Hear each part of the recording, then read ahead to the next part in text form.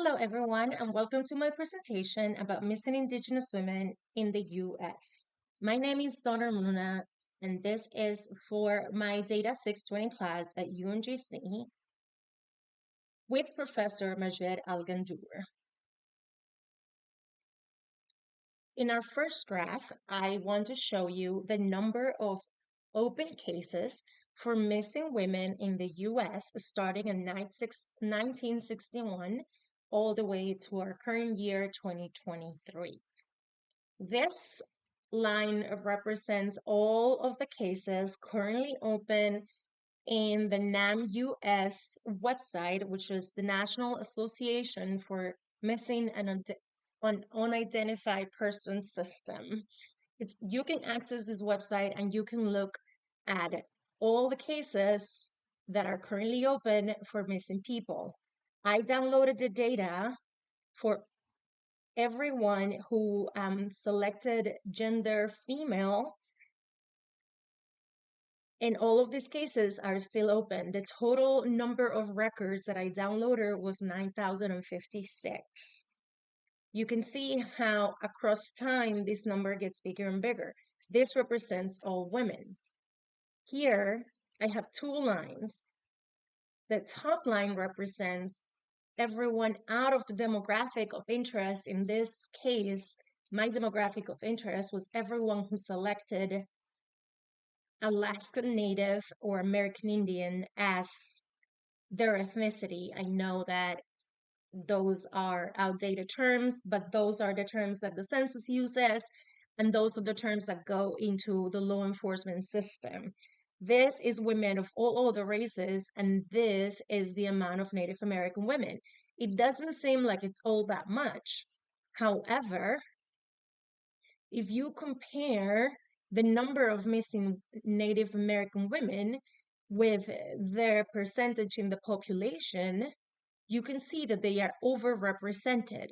For example, I got this information from the census in 2012, that there are 5.2 million American Indian and Alaska Natives.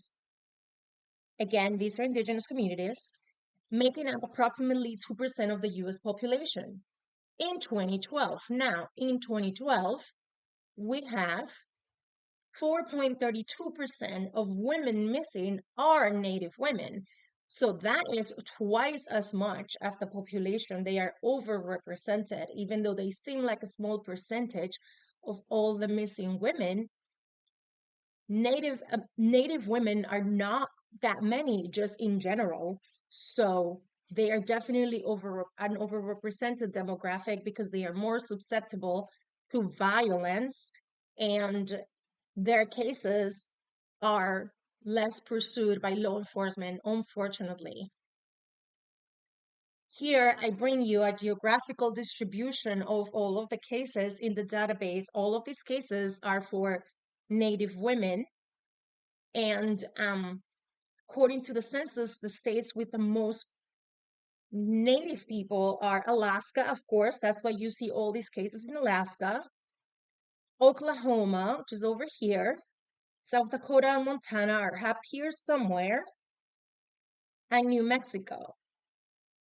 It makes sense to see a lot of cases in those areas. We see those bigger points. However, why are all these cases in California and the West Coast? Again, overrepresentation of this demographic in violence against women.